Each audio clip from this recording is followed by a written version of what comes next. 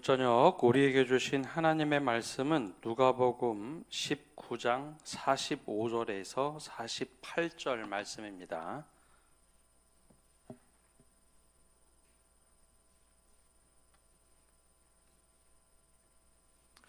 말씀이 짧은데요. 우리 4절입니다. 우리 한 목소리로 함께 읽겠습니다. 성전에 들어가사 장사하는 자들을 내쫓으시며 그들에게 이르시되 기록된 바 내 집은 기도하는 집이 되리라 하였거늘 너희는 강도의 소굴을 만들었도다 하시니라. 예수께서 날마다 성전에서 가르치시니 대제사장들과 서기관들과 백성의 지도자들이 그를 죽이려고 꾀하되 백성이 다 그에게 귀를 기울여 들으므로 어찌할 방도를 찾지 못하였더라. 아멘. 날씨가 춥죠. 내일 새벽에는 올 겨울 들어서 제일 춥다고 하는데 건강 유의하시기 바랍니다. 우리 전통적인 학교에서는 우리 선생님과 학생들이 있습니다. 예전에는 근대교육 전만 하더라도 이 스승과 제자의 관계였는데 근대교육이 시작되면서 호칭이 선생님과 학생이 되었죠. 한번 자막 띄워줘 보시면은요, 선생님이라는 단어 자체가 먼저 태어나서 삶의 경험과 지혜를 습득해서 방향을 제시해 주는 사람이다라는 뜻으로 이 선생님이라는 단어를 썼습니다. 그래서 원래 이 스승의 개념과 선생님의 개념이 비슷했습니다. 그런데 이제 여기서 조금 더 보수적인 표현을 쓰면 교사, 가르치는 스승이다라는 한자를 쓰는데요. 학생들을 가르치고 지도하는 사람이라고 하는 뜻을 쓰죠. 그래서 우리나라에서는 교사다 그러면 고정된 관념이 있습니다. 가르치는 사람. 반대로 학생 그러면 배우는 사람. 근데 이게 학생이라는 단어를 그대로 한자를 의미 해석을 해보면 배우기 위해서 태어난 사람, 이제 그렇게 쓴다고 하죠. 그래서 교사와 학생의 관계, 누구는 가르치고 누구는 배우는 사람. 그래서 우리는 학교에 가서 뭐라고 얘기하느냐? 선생님 말씀 어떻게 해요? 잘 듣고 왔냐고. 그게 제일 중요한 과제였습니다. 근데 과거에 스승과 제자의 관계는 그런 관계는 좀 아니었습니다. 예전에 조선시대를 연구하거나 그 이전에 연구했던 거를 보면 스승과 제자의 관계는 누구는 가르치고 배우는 사람이 아니라 삶의 방향을 좀 공유하고 스승의 가르침을 자기 것으로 소화하는 사람이다라고 했답니다. 근데 이 다음 자막 좀 넘겨주시면, 근데 그러면 외국에는 뭐라고 얘기하느냐? 교사를 영어로는 teacher라고 하죠. 근데 여기에 뜻은 조금 다릅니다. 우리말로 교사로 번역했지만 teach, 가르치다라는 것은 보여주다, 가르치기보다는 손가락으로 이렇게 가리키는 사람. 가르치는 거랑 가리키는 거랑 좀 다르죠. 이렇게 가리키면 학생은 그것을 보고 자기 것으로 익히는 사람. 그리고 학생도 마찬가지입니다. 배우기 위해서 태어난 사람이 아니라 학생은 스튜던트라고 해서 원래 공부하는 사람입니다. 공부하는 사람. 배우는 것과 공부하는 거랑 같은가요? 다른가요? 배우기만 하는 거는 습득하는 거, 누가 가르치는 거를 받아들이는 사람이다라는 뜻이 강하다면, 공부는 내가 스스로 찾아서 저 가르침을 내 것으로 삼고 자기 스스로 성장하는 사람이다라는 뜻을 가지고 있습니다. 왜 이런 말씀을 드리는가 하면, 우리나라에서 전통적인 교사와 학생 관계는 사실 이 근대에 나온 거고, 원래 스승과 제자의 관계가 외국에서 말하는 티처하고 스튜던트, 공부하는 사람, 가리키는 사람, 원래 그것을 원래 우리나라도 가지고 있었다는 거죠. 잘못된 것들을 좀 깨우치고 다시 이렇게 회복하다 보면 바른 관계가 되더라라는 거죠.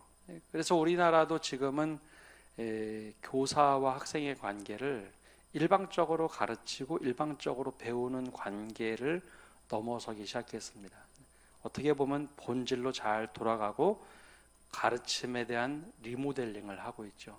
근데 이런 관계가 사회적으로 크게 깨진 시기가 사회학자들은 이렇게 이야기도 합니다. 우리나라의 큰 창극이었던 세월호 사건 이후에 많은 생각들을 바꾸게 됐습니다. 세월호 사건이 좀 금기시효가 됐죠. 근데 세월호 침몰할 때 어른들이 뭐라고 했느냐, 선원들이 야 가만히 있어라 여기. 그때 선생님들도 그렇게 하면 되는 줄 알고, 야 움직이지 말고 여기 가만히 있으면 사람들이 구조하러 올 거야. 그래서 착한 학생들은 실제로 배 안에 갇혀서 거의 다 죽었습니다. 근데 이와 반대로 스스로 위기감을 느꼈던 학생들, 이렇게 하면 되나? 스스로 뭘 도전했던 아이들은 몇몇 어른들이 야 여기 있으면 안 돼, 빨리 나가야 돼. 그래서 구명조끼를 붙잡고 나간 아이들은 많이 살았습니다. 그때 무조건 주입식으로 배우기만 하는 게 좋은 것인가, 지시하는 대로 따르는 게 좋은 것인가에 대한 의문점을 갖게 됐죠. 그래서 지금 MZ라고 불리는 세대들이 기성 세대들이 가지고 있는 생각과는 확실하게 다른 사고방식을 갖고 살아갑니다. 근데 그럼 그게 나쁜 거냐? 근데 그들이 이제 자기 주체적으로 지금은 스스로 습득하고 배우며 살아가더라라는 것이죠. 이게 아마 리모델링이 좀 일어난 것 같습니다. 근데 이런 관점을 한번 신앙으로도 한번 보면, 전통적인 것을 계속 붙잡고 있다 보면 본질을 잃어버릴 때가 있습니다. 그때는 리모델링이 좀 필요하다는 거죠. 오늘은 이 신앙의 리모델링이 필요하다라는 것을 예수님의 말씀을 통해서 함께 보려고 합니다. 예수님의 말씀 이전에 구약 시대에 신앙의 리모델링이 필요할 때가 있었습니다. 그때는 언제냐? 우상, 즉 산당을 제거해야 할 때였습니다.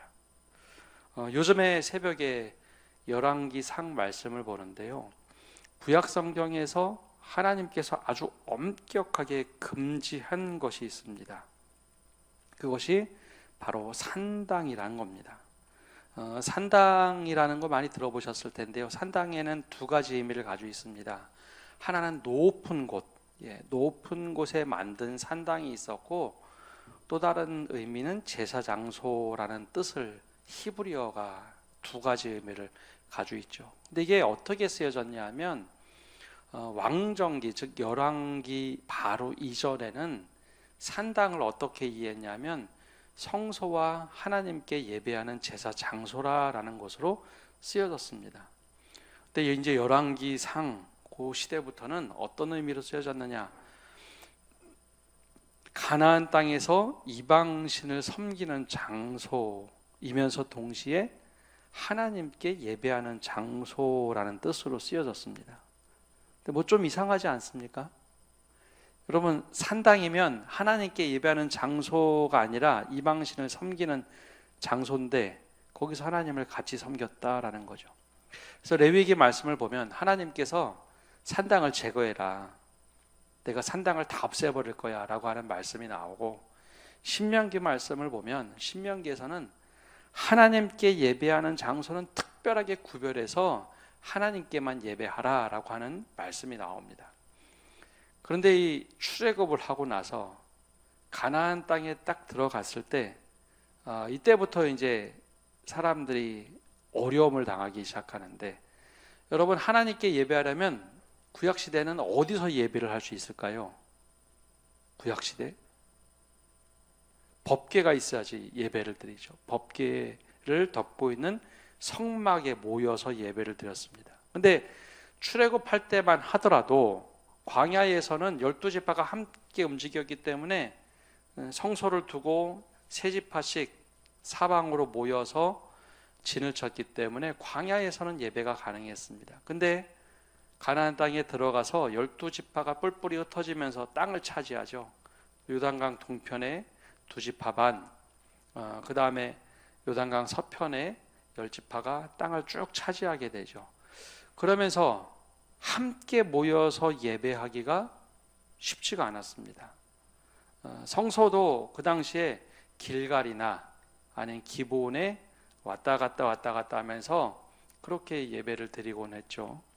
그러다 보니 자연스럽게 산당이라는 곳을 없애야 하는데 물리적으로 산당을 없앨 수 있는 상황이 아니었습니다. 그래서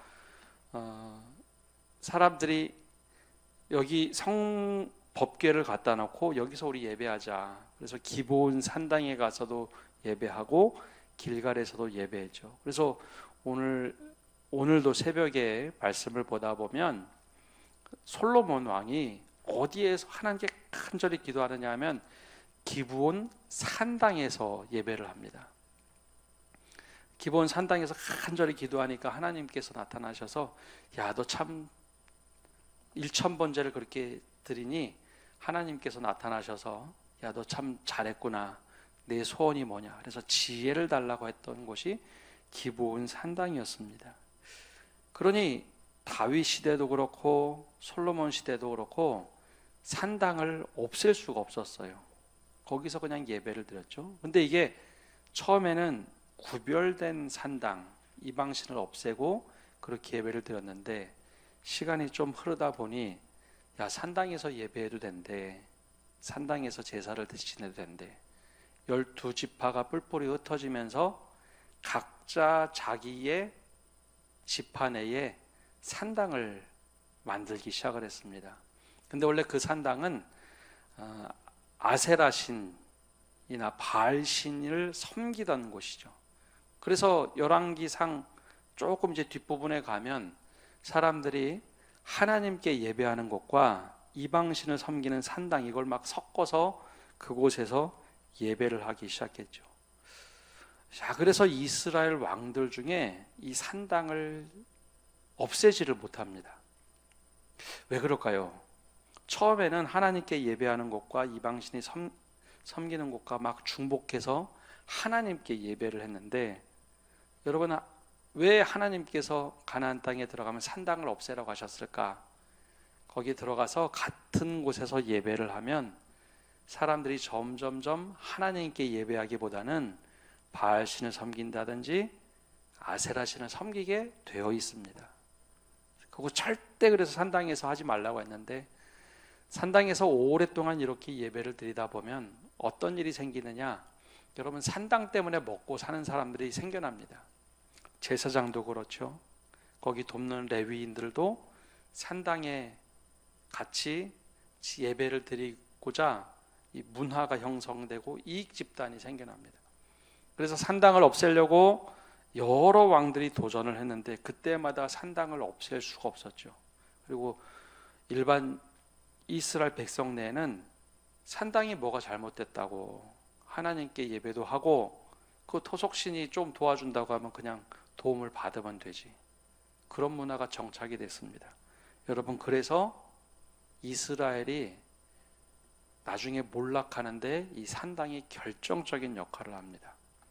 솔로몬이 기브온 산당에서는 예배를 정말 잘 드리고 1000번제 드렸지만 조금 더 지나면 애굽의 바로의 딸을 아내로 맞이한 다음에 아내를 위해서 산당을 짓기 시작합니다. 이방신을 섬기도록 산당을 짓죠. 이게 바로 이제 이스라엘의 산당 문화였습니다. 그런데 그럼 다 그런 왕이냐? 하나님께서 이걸 아주 높이 평가했던 왕 2명이 있는데 하나는 히스기야입니다.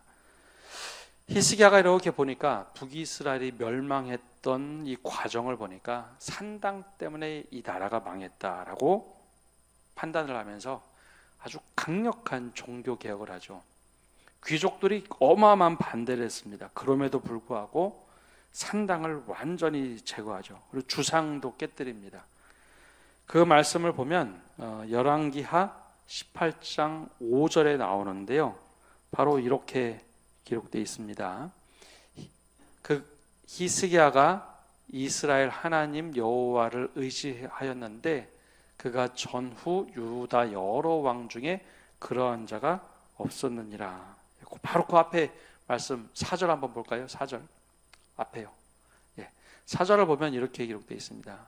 히스기야가 여러 산당들을 제거하며 주상들을 깨뜨리며 아세라 목상을 찍으며 모세가 만들었던 놋뱀을 이스라엘 자손이 이때까지 향하여 분향함으로 그것을 부수고 누후수단이라 일컬었더라.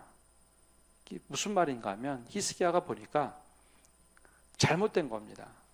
산당에서 하나님도 섬기고 아세라 신도 섬기고 이것을 보면서 주상도 깨뜨리고 아세라 목상을 다 제거하고 산당을 회파하죠.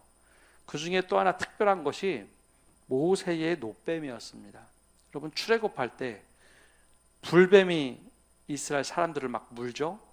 그때 하나님께서 놋으로 만든 뱀을 만들어서 높이 들어서 그것을 보는 사람들은 구원을 받을 것이다. 그래서 이 놋뱀을 만든 적이 있습니다. 근데 이 놋뱀을 만들어서 고이 간직하다 보니까 어떤 결과가 생겼느냐? 놋뱀이 또 다른 하나님이 돼버린 겁니다. 놋뱀만 있으면 우리가 아프지 않을 거야. 뱀에 물리면 놋뱀을 보면 돼. 그때 한 번 효력이 발생한 건데 놋뱀이 마치 우상처럼 돼 있던 거죠. 히스기야가 이걸 보고 완전히 깨뜨려 버리고 부숴버리죠. 그래서 하나님께서 이것을 보고 여러 왕 중에 하나님을 의지한 자가 전무후무할 것이다 라고 히스기야를 칭찬합니다. 근데 이 산당 없앤다는 게 여간 어려운 게 아니었습니다. 히스기야가 죽을 뻔했다가 살아나니까 그 용기를 가지고 산당을 없앴던 거죠. 근데 또 다른 왕이 또 있습니다. 또 다른 왕이 요시야 왕입니다. 이 요시야 왕은 성전 수리를 하다 보니까 하나님 말씀을 발견하게 되죠. 하나님 말씀을 쭉 읽다 보니까 그 말씀이 계속 반복돼서 나옵니다. 이 산당을 제거해라, 산당을 제거해라. 그리고 나서 보니까 산당이 하나님을 믿는 신앙하고 이방신을 믿는 것과 막 섞여 있는 겁니다. 그래서 말씀을 보고 깨달은 후에 산당을 없애기 시작하는데 이번에는 조금 더 강력했습니다. 산당을 섬기던 제사장들이 있는데 이 제사장들의 뼈를 그 제단 위에서 불살라버리죠. 그리고 산당을 다 회파합니다. 그럴 때 열왕기하 23장 25절에 이 요시야 왕을 이렇게 평가합니다. 요시야와 같이 마음을 다하여 뜻을 다하며 힘을 다하여 여호와께로 돌이킨 왕은 요시야 전에도 없었고 후에도 그와 같은 자가 없었더라. 여러분 구약 시대에는 신앙의 혼합 신앙으로 나타날 때 우상을 제거하라라는 것이 가장 중요한 메시지였습니다. 우상을 제거하는 것, 우리 신앙에서 우상을 제거하는 것. 오랫동안 관습적으로 남아있으면 이게 제대로 된 신앙인지 산당문화하고 막 섞여 있으면 이게 우상을 섬기는 건지 모를 때 그때 이 요시야 왕이나 히스기야 왕은 과감하게 산당을 없앴습니다. 그렇다면 우리에게 오늘 신앙을 가지고 있을 때 우리에게 산당은 어떤 것인지 여러분 우리가 가지고 있는 산당은 어떤 것인지 한번 곰곰이 생각해 봐야 합니다. 처음에는 이게 하나님을 잘 믿는다고 했는데 내가 가지고 있는 생각들이 산당처럼 막 다 뒤섞여서 하나님을 믿는 건지 토속신을 믿는 건지 조상을 믿는 것인지 다른 것을 믿는 것인지 막 섞여 있을 때 이것을 부셔라. 그게 바로 구약 성경에서 말하는 산당입니다. 그러면 예수님께서는 두 번째 오늘 이 말씀 속에서 무엇을 얘기하실까요?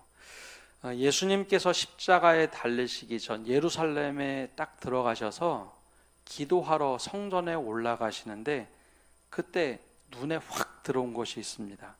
오늘 말씀 45절에 이렇게 기록되어 있습니다. 우리 45절 함께 읽어보겠습니다.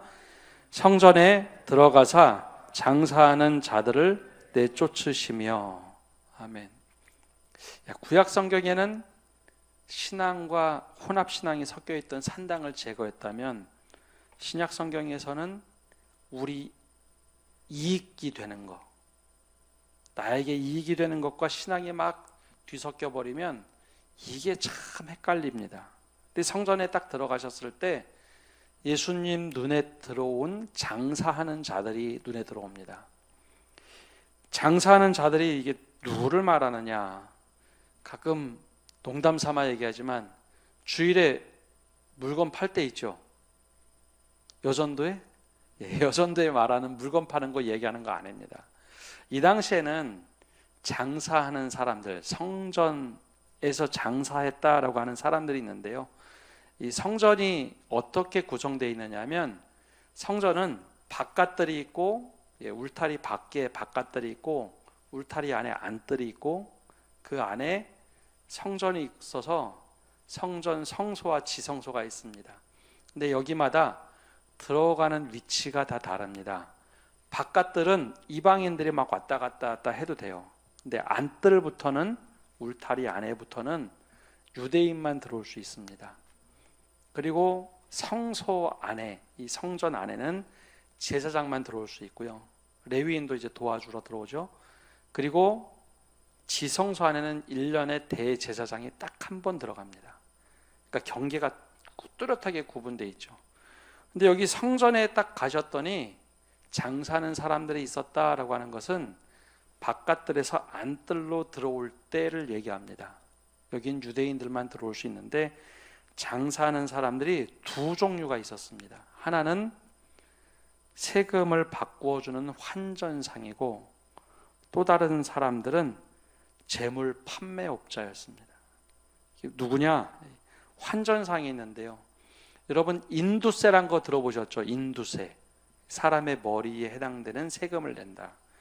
이스라엘 백성은 매년 20세 이상이 되면 성전에 올라갈 때 성전세, 성전 세금을 꼭 내야 됐습니다. 근데 이 당시가 로마 시대였죠. 로마 시대에 통용되는 돈이 있습니다. 그 동전은 데나리온이라고 하는데, 이 데나리온에는 황제 그림이 그려져 있습니다. 로마 황제 그림이 이렇게 그려져 있어요.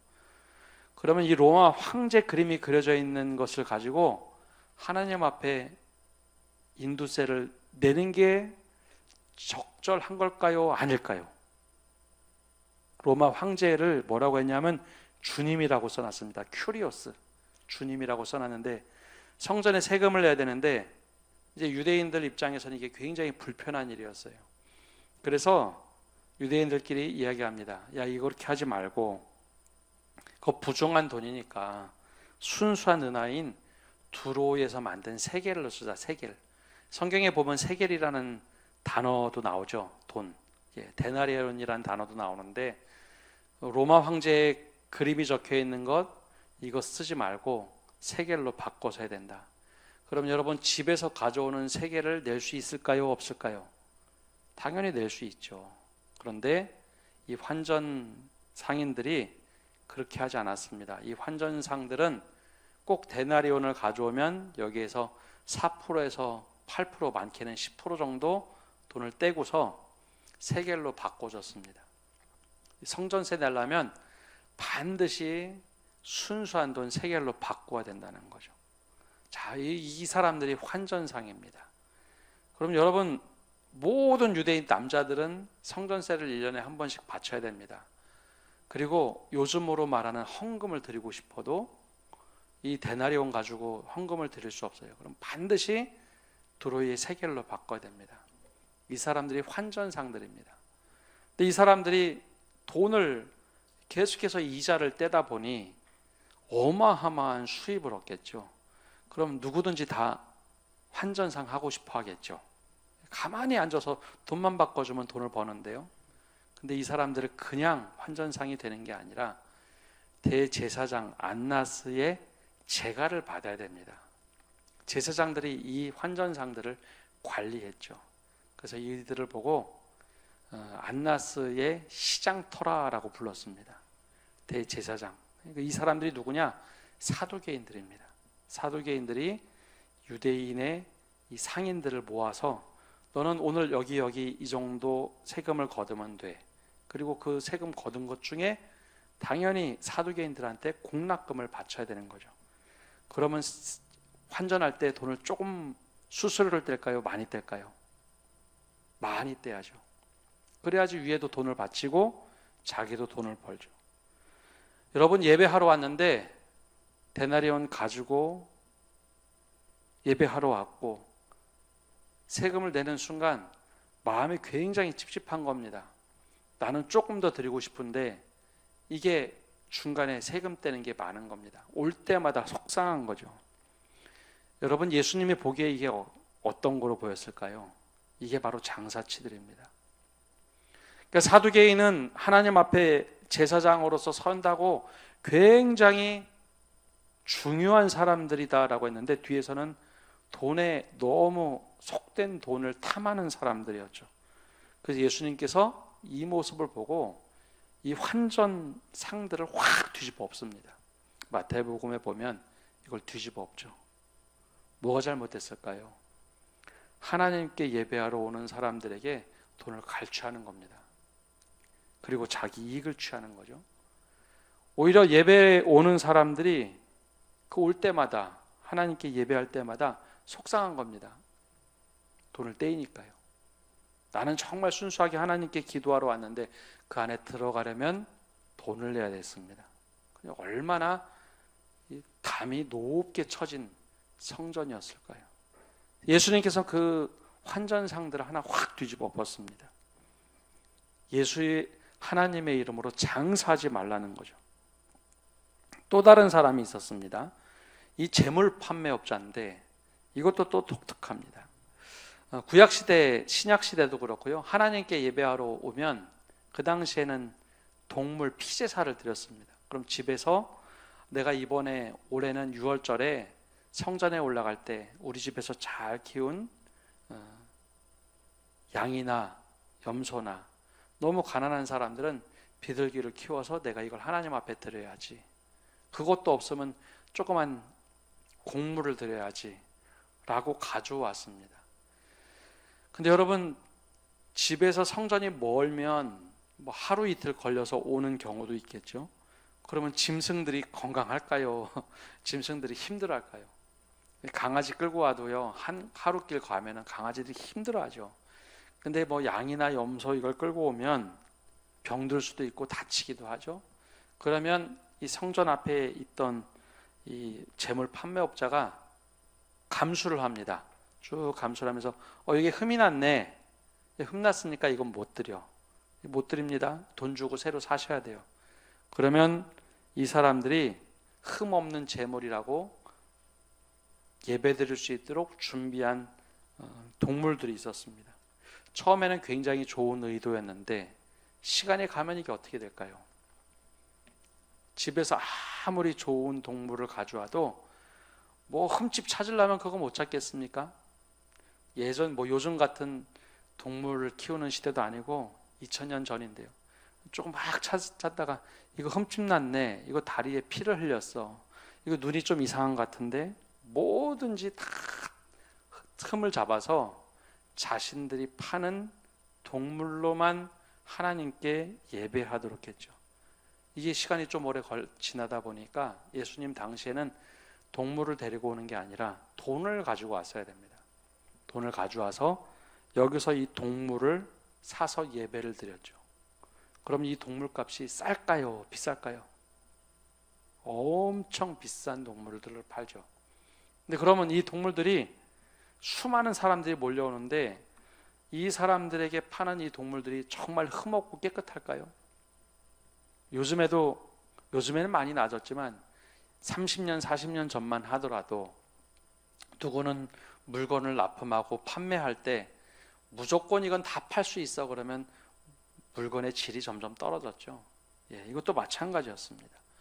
여기도 하나님께 예배하는 동물들을 파는데 흠이 있는 것, 어차피 죽을 것 몰래 파는 동물들이 점점 많아졌습니다. 이것을 보고 여기도 똑같이 불렸습니다. 바로 안나스가 관리하는 시장이라고 불렀죠.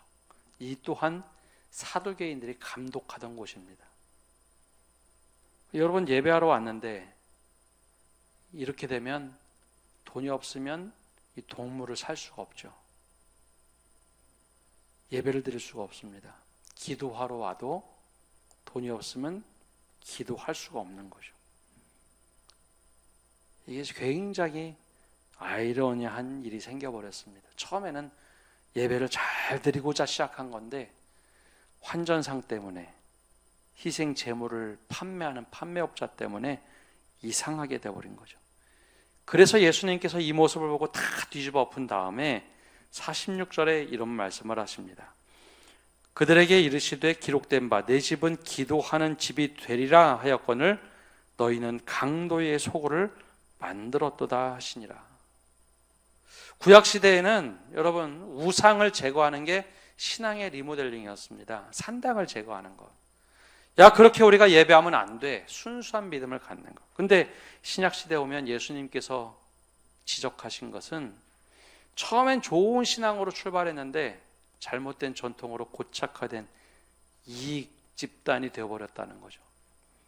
누구는 예배하면 예배할수록 자기의 힘도 세지고 돈도 벌고, 또 다른 사람들은, 일반인들은 예배하러 올 때 점점점 무엇인가 바쳐야지만 예배를 드릴 수 있고, 할 때마다 점점점 마음이 상하는 겁니다. 야, 오늘도 예배 드리러 가면 부담이 되네. 야, 오늘도 저 동물을 사야 되는데 어렵다. 데나리온을 들고 가면 또 세금도 떼고 환전소에서 또 돈을 바꿔야 되고, 점점점 착취당하는 구조가 된 거죠. 그래서 예수님께서는 이거를 다 뒤집어 엎었습니다. 하나님의 집은, 내 집은 기도하는 집이 되어야 된다. 누구나 값없이 와서 예배를 드리고 하나님을 만나는 곳이어야 된다. 여러분, 이 유대 사회는 태어나면서부터 유대인이었기 때문에 예배를 무조건 드려야 되는 것이 당연한 일이었습니다. 요즘에는 그럼 어떨까요? 여러분, 이런 일들이 있으면 이제 젊은 세대나 좀 생각이 있는 사람들은 교회가 왜 이래? 그리고 신앙을 떠나게 되어 있습니다. 우리가 잘해야 된다는 거죠. 우리 서로가 잘해야 됩니다. 누구든지 값없이 예배 드릴 수 있도록 하는 것, 은혜 받아야 될 곳을 은혜 받도록 하는 것. 누구는 이익이 되고 누구는 이익이 되지 않고 소외를 당한다면 이게 문제인 거죠. 그래서 예수님께서는 이 상인들을 다 뒤집어 엎었습니다. 그리고 이 집은, 내 집은 기도하는 집이 되어야 된다. 누구나 은혜 받고 기도하는 곳이 되어야 된다. 자, 여러분, 이렇게 예수님이 말씀을 하시면 어떤 일이 벌어졌을까요? 두 가지 반응으로 쫙 나눠집니다. 47절과 48절에 이렇게 나눠집니다. 우리 함께 읽어보겠습니다.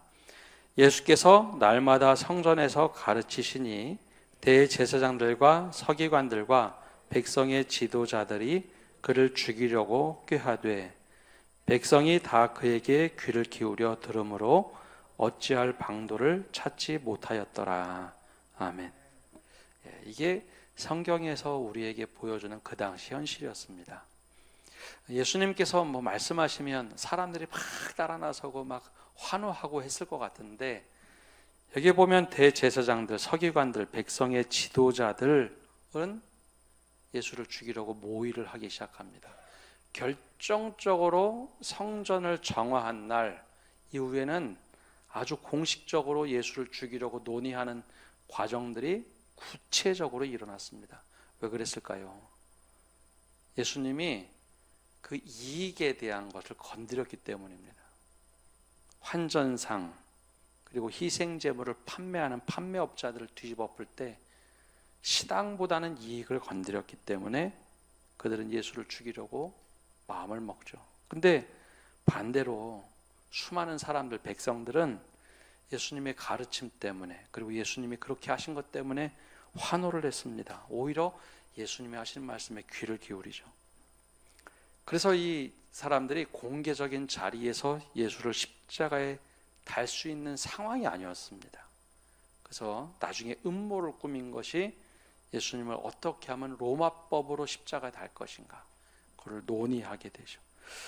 여러분, 우리가 정말 믿음으로 바르게 살려고 노력하면 하나님께서 평탄대로를 열어주시는 경우도 있지만 때론 이런 어려움이 찾아오는 경우도 있습니다. 근데 그 어려움의 길은 주님께서 우리와 동행하시는 길입니다. 대제사장이나 서기관들이나 백성의 지도자들은 예수를 죽이려고 했지만 죽인 이후에 다시 예수님이 부활하신 것처럼 우리의 신앙은 힘든 시기가 있지만 다시 부활하는 시기가 있습니다. 그리고 수많은 사람들을 구원의 길로 인도하는 길이 맞다라는 것이죠. 여러분, 오늘 구약의 말씀과 신약의 말씀 보면서 첫 번째는 우리에게 산당처럼 우상과 신앙이 막 번복되어 있는 것이 있습니다. 이게 신앙인지, 내가 조상을 섬기는 것인지, 사람을 섬기는 것인지 막 모를 때, 그때 첫 번째는 구약에서는 산당을 제거했습니다. 굉장히 어려운 상황에서도 히스기야 왕이나 요시야 왕은 산당을 제거했죠. 예수님은 신약 성경에서는 이게 신앙하고 이익하고 막 섞여버리면 신앙의 이름으로 이익을 막 추구합니다. 근데 이게 나에게는 되게 이득이 되고 괜찮은 일들 같이 보입니다. 근데 다른 사람에게는 크게 상처가 되고 기도할 수 없도록 만들고 예배할 수 없도록 만드는 일, 이 일이라면 우리가 멈춰서서 이게 내가 잘하고 있는 건지, 이게 내가 잘못하고 있다면 어떻게 해야 되는 건지, 이 본질을 다시 한번 생각해야 합니다. 누구에게나 주님의 집이 기도하는 집이고 예배하는 집이고 은혜 받는 곳이 되도록 하는 것. 그러기 위해서 여러분, 내가 제거해야 될 이 장사치의 모습은 어떤 것인지, 혹시 내가 이 사두개인들처럼 안나스 대제사장처럼 이익을 취하고 있는 것은 어떤 것인지 우리 스스로 그것을 깨달아야 합니다.